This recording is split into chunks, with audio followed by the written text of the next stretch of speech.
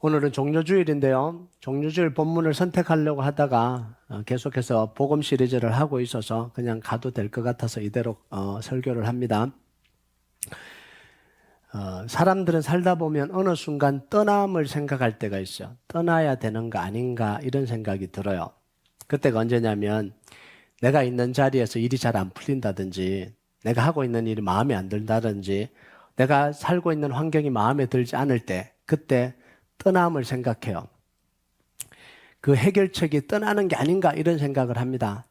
이때 가장 매력적인 말씀이 뭐냐면 아브라함이 그 고향과 친척과 아버지 집을 떠나서 가나안 땅으로.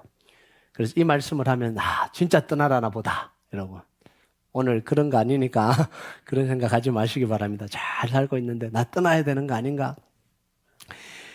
하나님이 떠나는 아브라함에게 복의 근원이 되고 큰 민족을 이루어 주시겠다고 약속한 것처럼 나도 새로운 곳으로 가면 하나님이 예비하신 새로운 축복이 있지 않을까 막연한 생각을 하게 됩니다. 이곳보다는 또 새로운 곳으로 가면 뭔가 막연하게 더 좋은 게 있지 않을까 이런 생각이 들어요.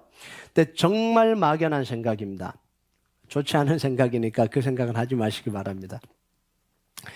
하나님이 아브라함에게 떠나라고 할 때 그 떠나라는 내용이 뭔지를 정확하게 알아야 됩니다. 그냥 떠나라는 게 아니고 내용을 알아야 돼요. 1절을 볼까요? 같이 읽겠습니다. 시작. 여호와께서 아브라함에게 이르시되 너는 너의 고향과 친척과 아버지 집을 떠나 내가 내게 보여줄 땅으로 가라. 우리가 흔히 생각할 때 고향, 친척, 아버지 집은 익숙한 곳이고 경제적으로 안정된 곳입니다. 그러면 떠나라는 게 뭐냐면 하나님의 부르심은 익숙하고 경제적인 안정된 곳을 떠나라 이런 의미인가?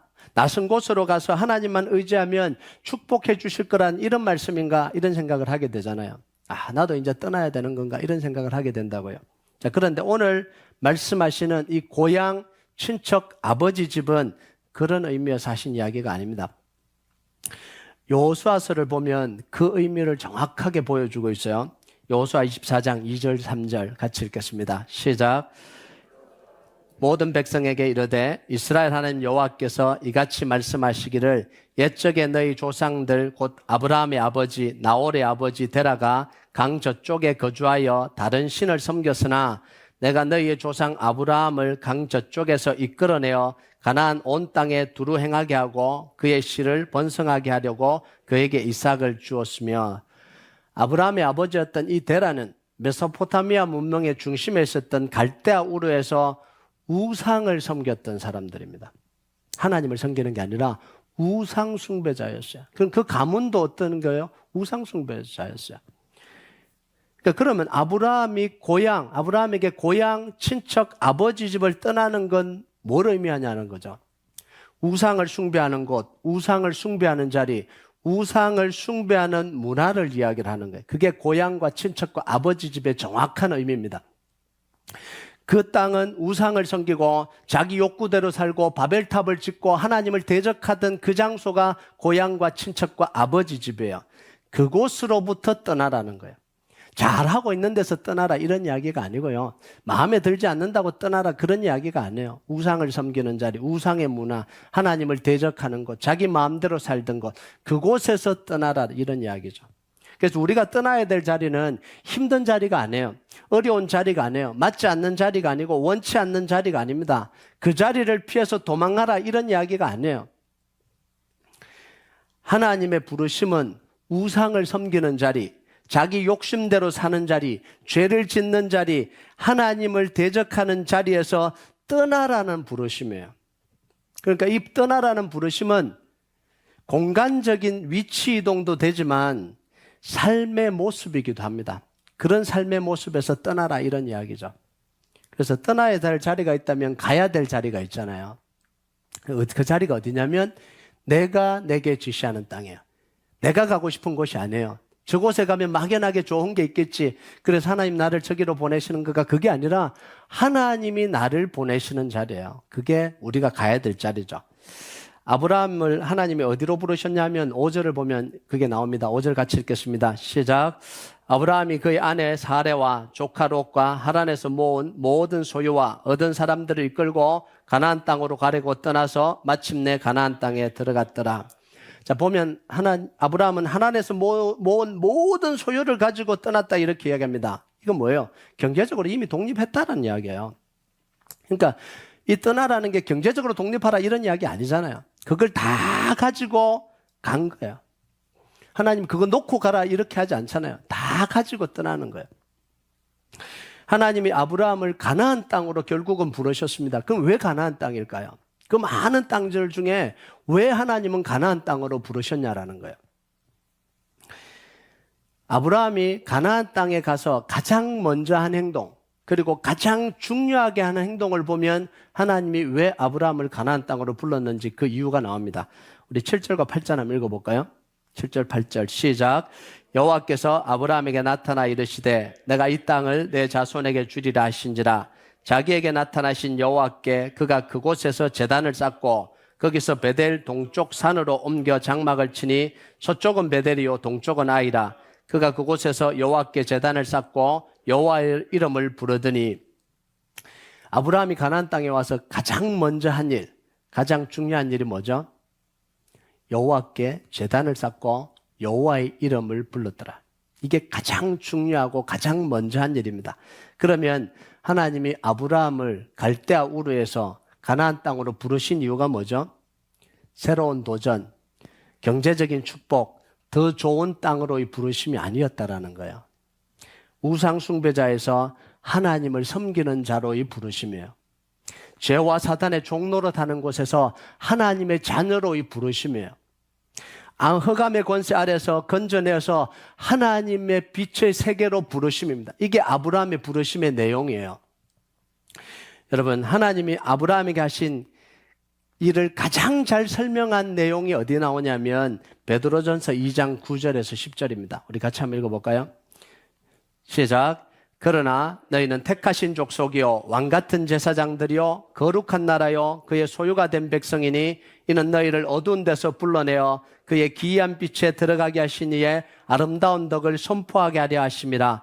너희가 전에는 백성이 아니더니 이제는 하나님의 백성이요 전에는 긍휼을 얻지 못하였더니 이제는 긍휼을 얻은 자리라.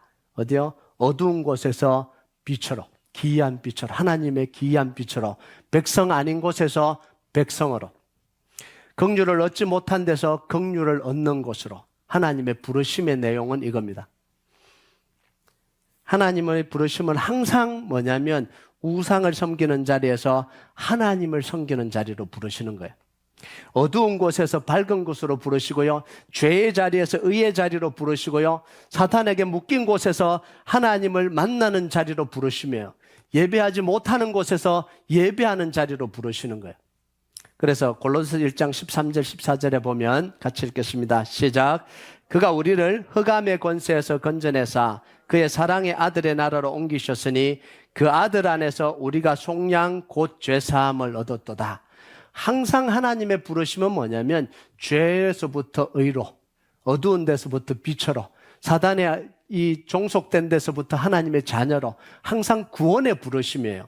이게 모든 성경에 기록된 하나님의 부르심입니다. 그런데 우리는 자꾸 착각해요. 하나님의 부르심은 더 나은 곳으로, 더 유명한 곳으로, 돈 더 많이 주는 곳으로, 세상에 더 성공하는 것으로 부르신다라고 생각하고 있는 거예요. 이게 잘못된 생각이죠. 목사님, 잘 신앙생활하고 직장생활도 해요. 갑자기 목사님 좋은 데서 오퍼가 왔어요. 돈도 많이 더 준대요. 그럼 가야 되나요? 하나님이 나를 축복해 주셔서 그를 보내는 거 아닌가요? 이게 보통 사람들의 생각이에요.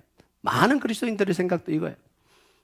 그래서 어디에서 더 좋은 조건, 좀 더 유명해지고 또 성공하는 곳으로 부르면 늘 하나님의 축복이 아닌가, 하나님의 부르심이 아닌가 자동적으로 생각해요. 자, 그런데 하나님의 부르심은 그렇게 부르심이 아니에요. 하나님의 부르심은요, 예배하는 자리로, 하나님을 섬기는 자리로, 어두운 데서 밝은 빛으로.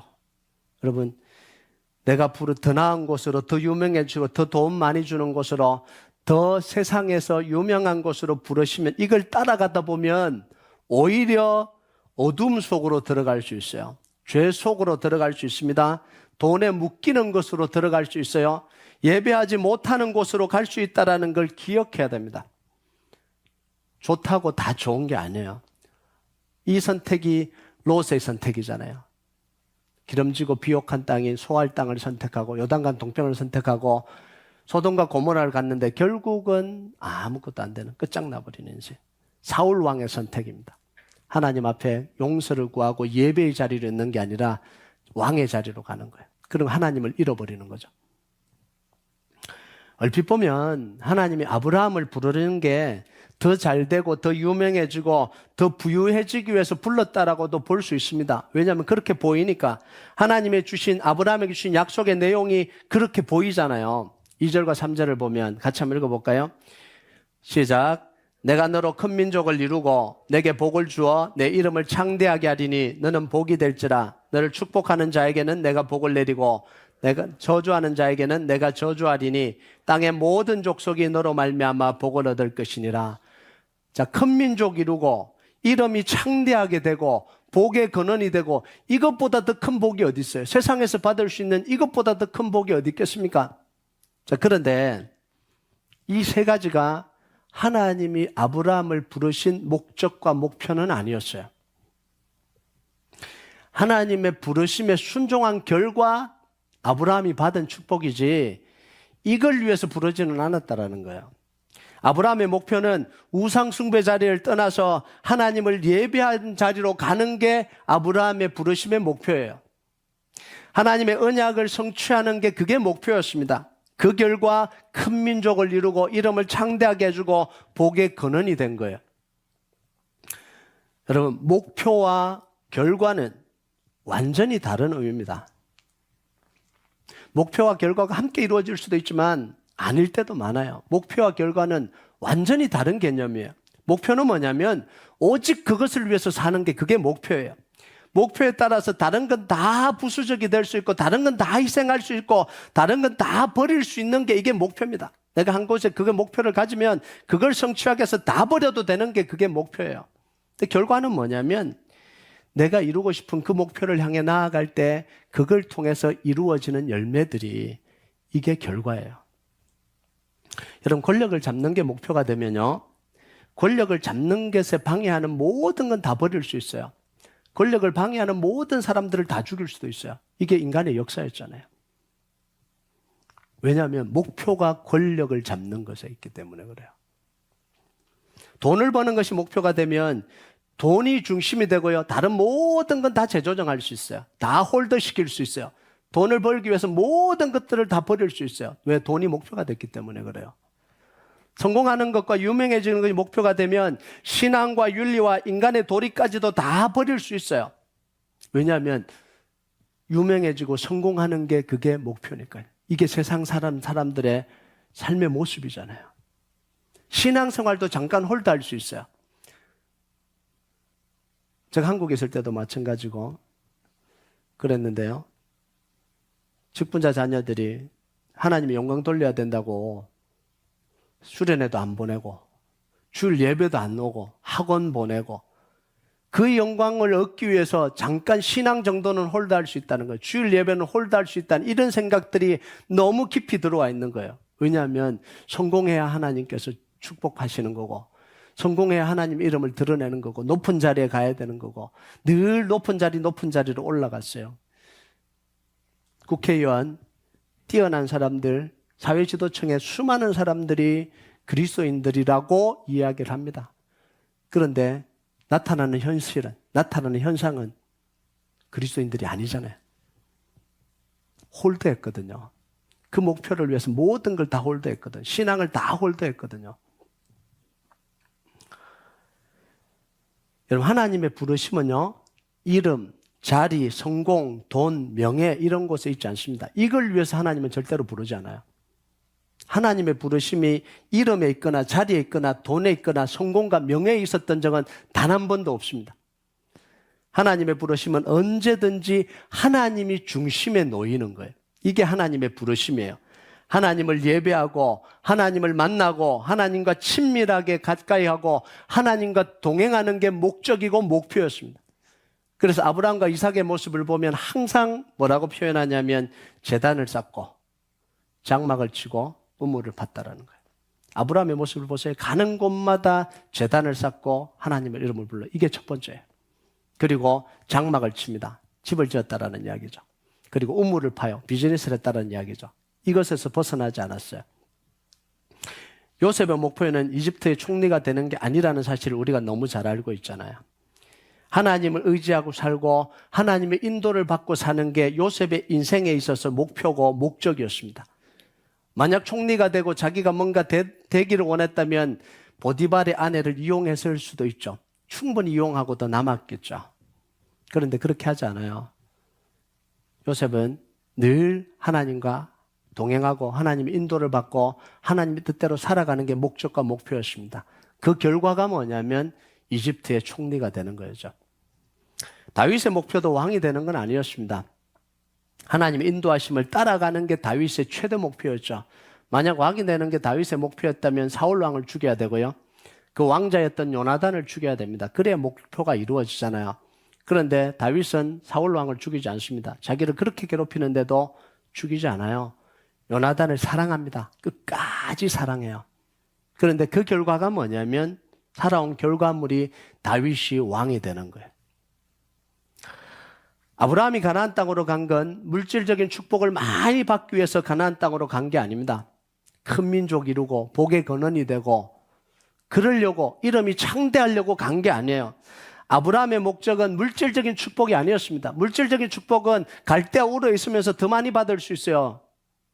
더 많이 부자가 될 수 있어요. 그런데 그게 목적이 아니었어요. 아브라함의 목표는 하나님께 제단을 쌓고 하나님의 이름을 부르는 게 그게 목표고 목적이었습니다. 우상의 자리에서 떠나서 하나님이 부르시는 자리로 가는 게 그게 목적이었어요. 예배할 수 없는 곳에서 예배하는 곳으로 가는 거예요. 물질적인 축복은 아브라함이 걸어간 믿음의 결과입니다. 삶의 결과로 주어진 거예요. 그래서 조카와 헤어질 때도 롯과 헤어질 때도 비옥한 땅을 먼저 선점하지 않습니다. 충분히 선점이 가능합니다. 그런데 안 하잖아요. 네가 먼저 선택해라. 이 말은 뭔 말이냐면 아브라함은 땅 자체를 선택하지 않았다라는 거예요. 땅을 선택하지 않고 하나님을 선택한 거예요. 이게 아브라함의 삶입니다. 나는 땅을 선택하지 않겠다는 거예요. 하나님을 선택합니다. 그러니까 롯이 떠나고 난 뒤에 아브라함에게 뭐라고 이야기했냐면 하나님이 내 눈을 들어 사방을 보라. 네가 하나도 선택하지 않았는데 내가 이 모든 땅을 너에게 주고 언약을 이어갈 내 자손에게도 이걸 다 주겠다라고 약속하시잖아요. 아브라함에게는 땅이 목표가 아니라 하나님이 목표입니다. 물론 아브라함이 가끔씩 흔들릴 때도 있었습니다. 기근이 나서 이집트로 내려간다든지 자기 아들을 얻기 위해서 사라의 이 첩이었던 하갈을 취해서 아들을 놓기도 해요. 근데 결국은 이 아브라함은요, 정신을 차리고 다시 믿음의 자리로 돌아옵니다. 그것 자체가 목표가 되지 못해요. 잠시 잠깐 흔들릴 수 있는데 그것 자체를 목표로 삼지는 않아요. 다시 믿음의 자리로 되돌아와요. 아브라함이요, 나이가 들어서 자기 아들 이삭을 위해서 아내를 구해주는 장면이 성경에 기록이 되어 있습니다. 굉장히 길게 기록이 되어 있어요. 자, 그런데 그때 자기가 가장 신이 많은 종을 보내면서 아브라함이 그 종에게 했던 말이 있습니다. 이게 굉장히 중요해요. 창세기 24장 40절 같이 읽겠습니다. 시작. 주인이 내게 이르되 내가 섬기는 여호와께서 그의 사자를 너와 함께 보내어 내게 평탄한 길을 주시리니 너는 내 족속 중 내 아버지 집에서 내 아들을 위하여 아내를 택할 것이니라. 자, 이 말 속에, 이 고백 속에 아브라함이 살아온 삶의 모습이 나와요. 자기의 가장 신이 많은 신복을 보내면서 내가 섬겼던 하나님이 하나님의 사자를 너와 함께 보내서 그곳에서 이삭을 위해서 가장 좋은 배필을 주실 것이다. 이렇게 이야기합니다. 자, 그런데 내가 섬기는 하나님, 이 표현. 내가 섬기는 하나님이, 이건 그냥 단지 내가 믿었다, 내가 그냥 예배했다, 이런 이야기는 아니에요. 이 표현을 많은 영어 성경에는 어떻게 표현하냐면 The Lord before whom I have walked. 이게 뭔 말이에요? 아브라함의 인생은 나와 함께 걸었던, 아브라함은 믿음을 어떻게 표현하냐면 내가 함께 걸어왔던 하나님 이렇게 표현해요.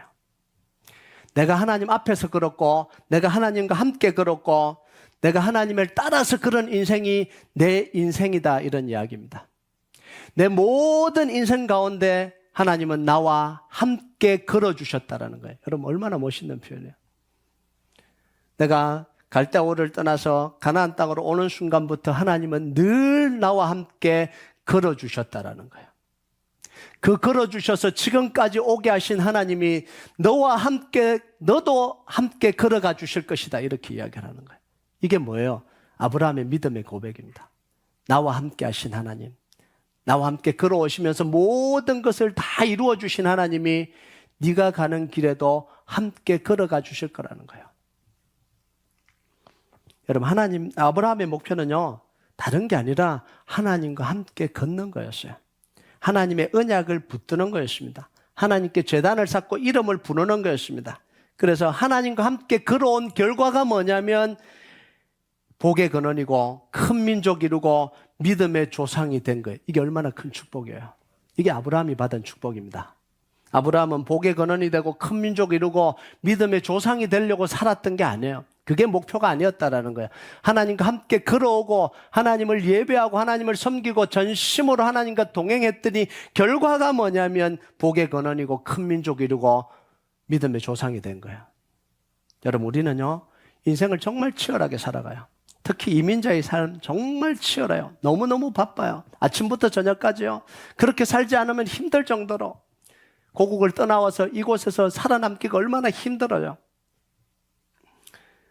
자, 그런데요, 우리가 이렇게 치열하게 사는 건 너무너무 대단한 겁니다. 정말 너무 훌륭한 거죠.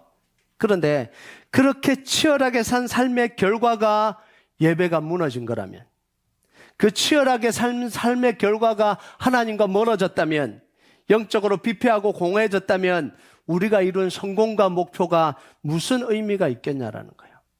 여러분 열심히 살고 정말 최선을 다해서 살고 아침부터 저녁까지 밤낮 수고하는 건 너무나 존경스러운 일이고요. 너무나 중요한 일입니다.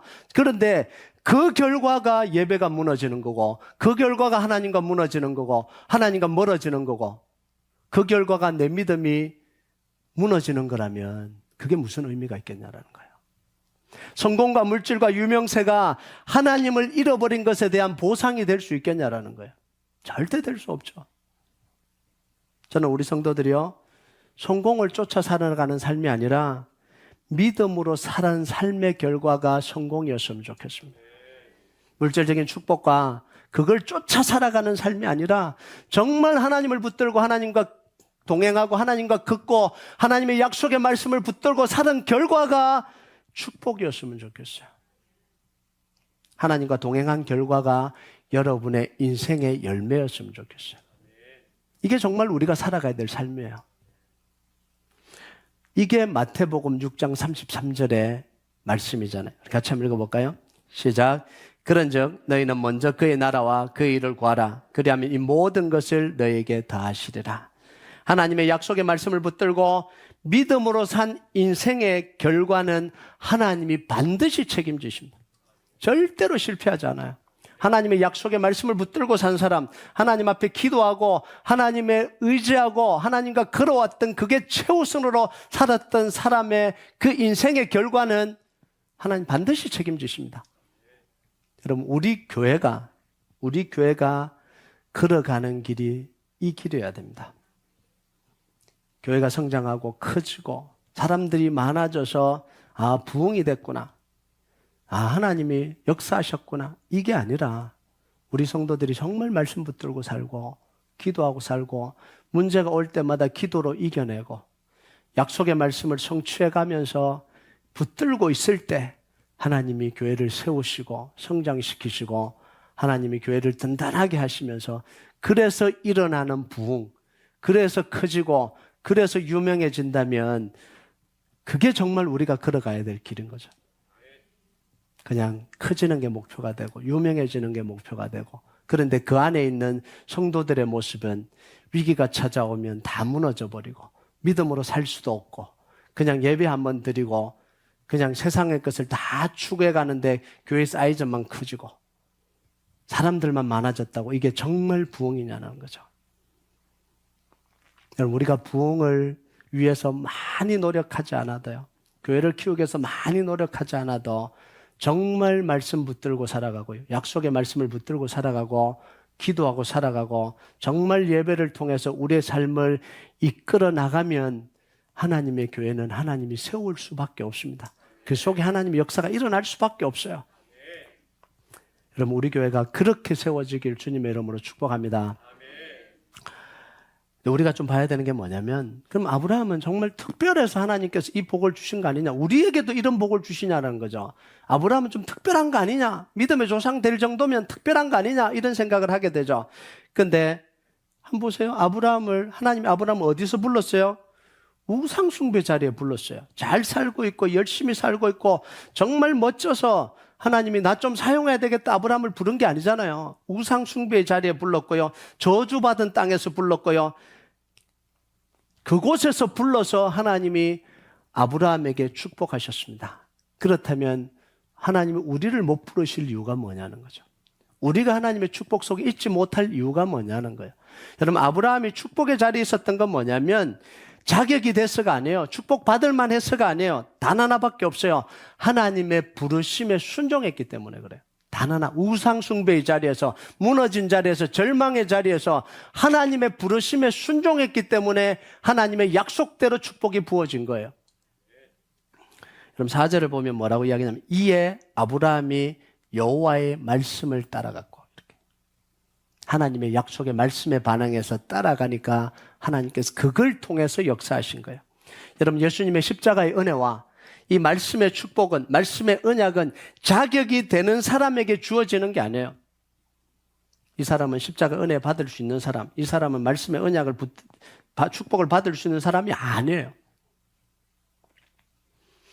죄 아래 고통당하고 있다면, 인생의 암흑 속에 있고 인생의 절망에 있다면, 사단에게 눌려 있다면 모든 사람들에게 하나님의 예수님의 십자가의 은혜가 주어집니다. 하나님의 약속의 말씀이 선포가 돼요. 차이는 뭐냐면 그 약속의 말씀, 하나님의 은혜를 믿음으로 붙드냐, 믿음으로 반응하느냐의 차이예요. 믿음으로 반응하는 모든 사람들에게 하나님의 은혜가 부어지는 거예요. 이런 이방 여인이었던 이 룻, 베들레헴에 와서요, 보아스를 만나고 오벳을 낳아서 다윗의 정조모가 되잖아요. 로열 패밀리가 됩니다. 그것만 되는 게 아니고 예수님이 오시는 족보 속으로 들어가는 거룩한 여인이 되죠. 구원의 족보 속으로 들어갑니다. 언약의 축복 안으로 들어갑니다. 그런데 룻은 이런 축복을 받을 자격이 없는 여인이었잖아요. 모압 여인이에요. 이방 여인입니다.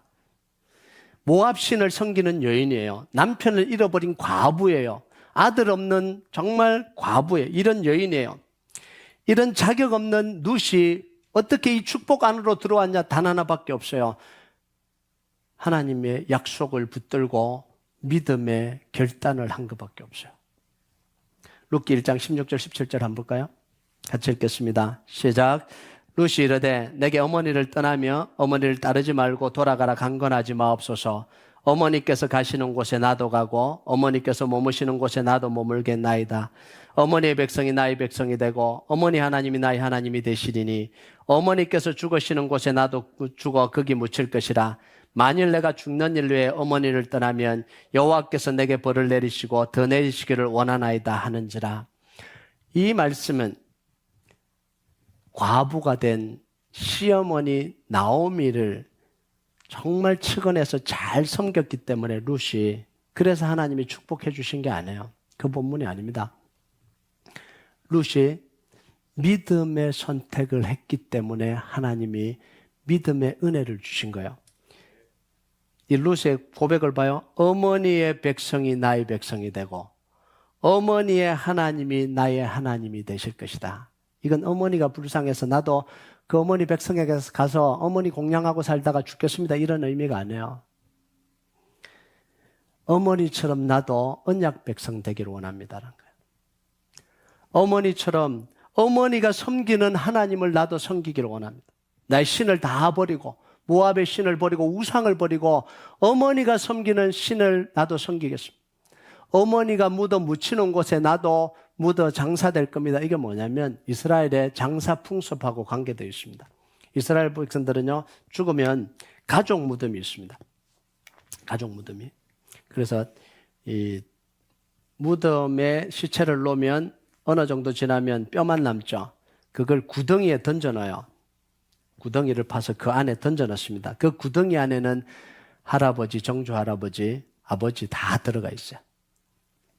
그래서 조상에게 돌아갔다 이런 표현이 가능한 이유가 뭐냐면 그곳에 우리의 조상들이 있는 거예요. 하나님을 믿고 죽었던 그 조상들이 있는 거예요. 나도 그 무덤에 묻히고 싶다는 거예요. 하나님을 믿고 하나님을 섬기고 하나님을 섬기고 살다가 나도 죽어서 어머님이 묻히시는 그 무덤에 그 뼈가 던져지는 그 구덩이에 내 뼈도 던져지고 싶다라는 거예요. 여러분 똑같은 상황에서요. 며느리가 2명 있었잖아요.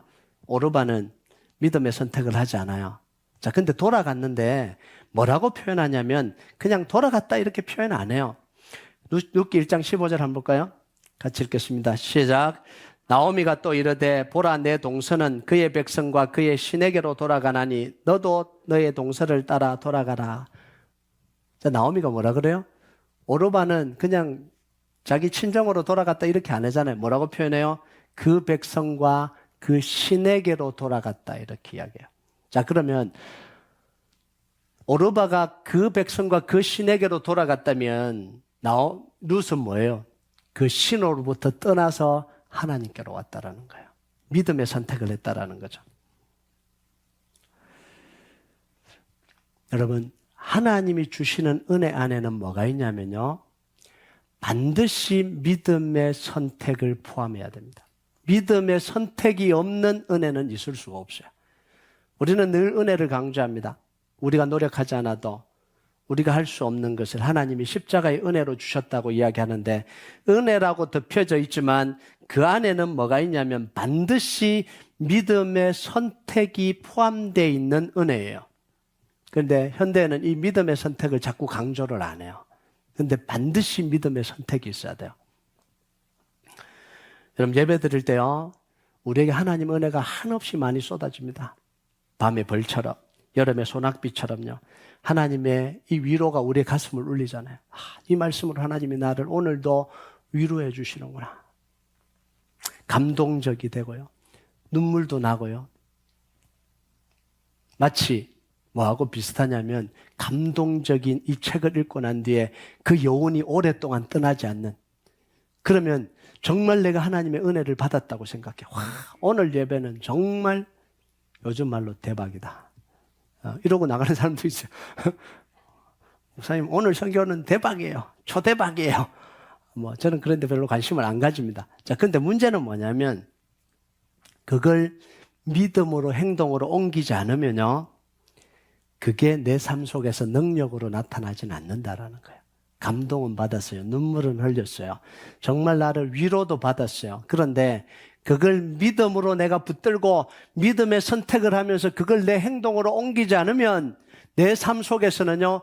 그게 능력으로 나오지 않는다라는 거예요. 며칠 전부터요. 제가 살이 찌기 시작했습니다. 17파운드 빼서 160파운드 밑으로 유지를 하고 있는데 어느 순간 신방 갔다가 점심에도 신방 가고 저녁에도 약속 있고 먹다 보니까 살이 슬금슬금 몸무게가 슬금슬금 올라가는 거예요.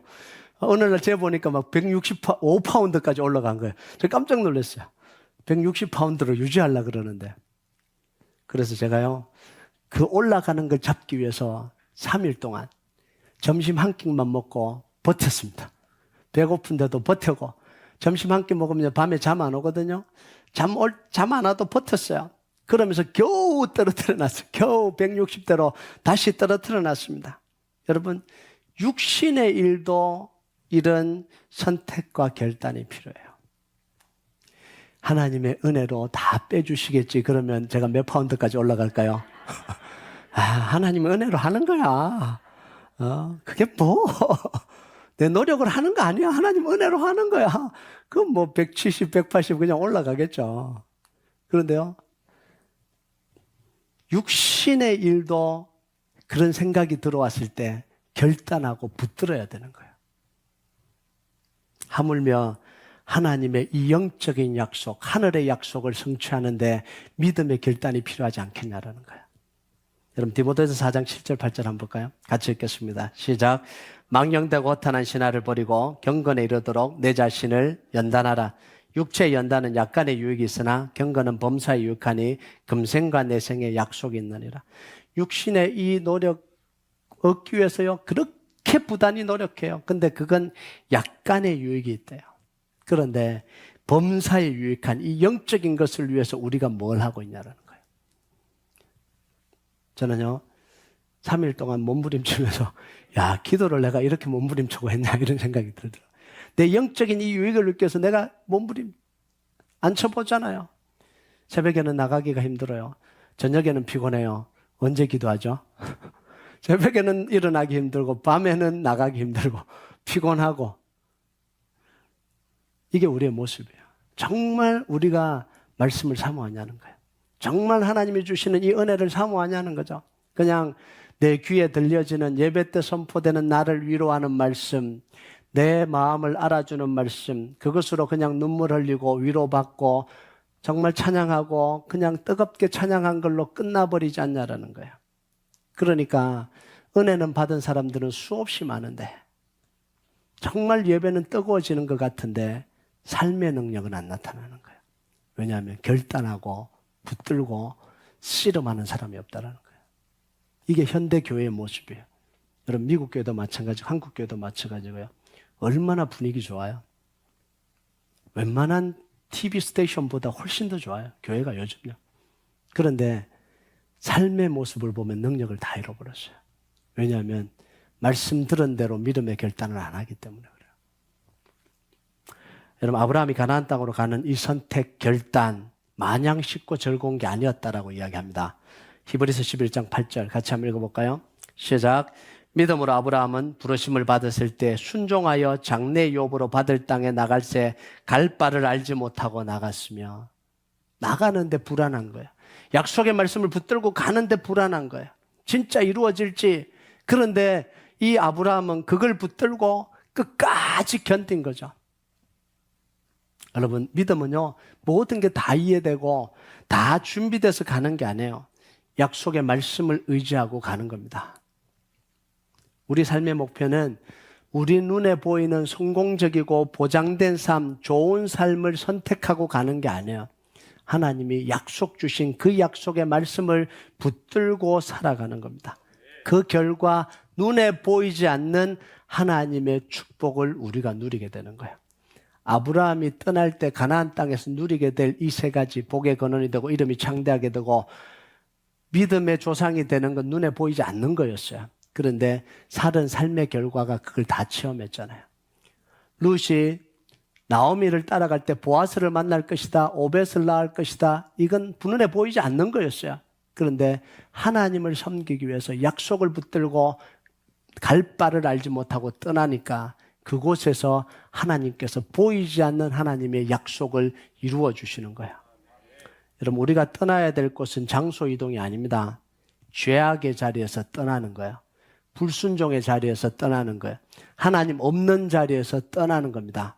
그래서 하나님을 의지하는 자리로, 하나님의 약속을 붙드는 자리로, 믿음의 자리로, 예배하는 자리로, 기도하는 자리로 가는 거예요. 제가 계속해서 기도를 강조하는 이유는 뭐냐면 사람들을 많이 모아서 기도 분위기를 좋게 하겠다라는 게 아니에요. 제가 여러 번 강조하지만 여러분이 기도를 쭉 해가면서 여러분의 인생의 문제를 기도로 이겼으면 좋겠다는 거예요. 왜냐하면 저는 그렇게 이겨가고 있거든요. 여러분의 인생의 문제를 하나님의 약속의 말씀을 붙들고 이겼으면 좋겠다는 거예요. 그냥 형식적이 아니라 정말 기도와 말씀이 여러분 속에 능력이 되었으면 좋겠다는 거예요. 그래서 와서 기도하자, 엎드리자, 약속의 말씀을 붙들자라고 하는 게 뭐냐면 그게 진짜 여러분의 능력이 됐으면 좋겠다는 거예요. 그래서 여러분의 삶이 그렇게 사는 삶의 결과가 축복이고 그렇게 사는 삶의 결과가 성공이고 그렇게 사는 삶의 결과가 여러분이 정말 하나님 앞에서 복된 인생이 되는 겁니다. 여러분 그런 인생이 여러분 앞에서 사라지는 역사가 있길 바랍니다. 이번 주도 떠나야 될 자리를 떠나시고요. 하나님이 부르시는 자리로 나아가는 축복이 있길 주님의 이름으로 축복합니다. 우리 같이 찬양하도록 하겠습니다. 이 찬양 하나님 앞에 좀 올려드립시다. 수많은 무리들이 줄지어 그분을 보기 위해서 따르네. 평범한 목수이신 그분 앞에 모든 무릎이 꿇어 경배하네. 모든 문제들 하나하나 죽음까지도 힘을 잃고 생명의 권한 대신 예수 이름 앞에 모든 권세들 굴복하네. 우리가 이 찬양 하나님 앞에 같이 올려드리겠습니다.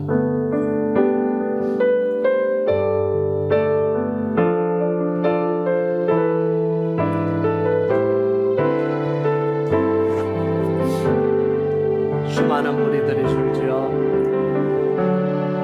수많은 무리들이 줄지어 그분을 보기 위해 따르네.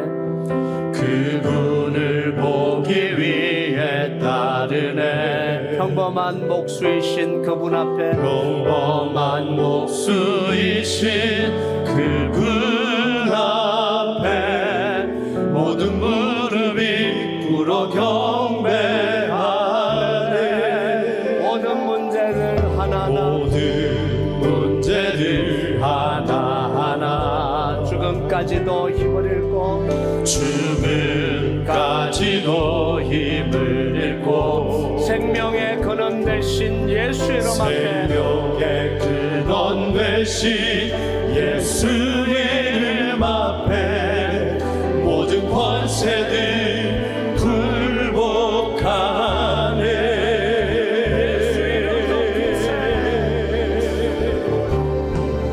예수 이름 높이세. 능력의 그 이름 예수 이름 높이세. 구원의 그 이름 예수 이름을 부르는 자. 예수 이름을 믿는 자. 예수 이름 앞에 나오는 자 복이 있도다.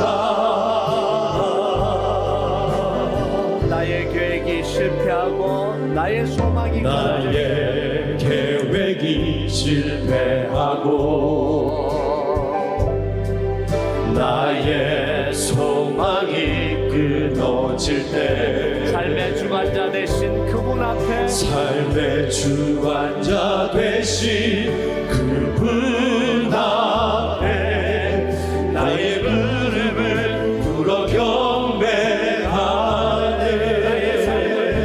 그분께 맡길 때 나의 삶을 그분께 맡길 때 비로소 나의 마음 평안해. 구원의 반석 되신 예수님의 구원의 이름을 반석 되신 예수의 이름을 소리 높여 찬송하네.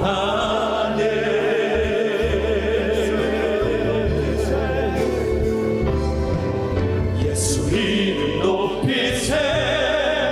능력의 그 이름 예수 이름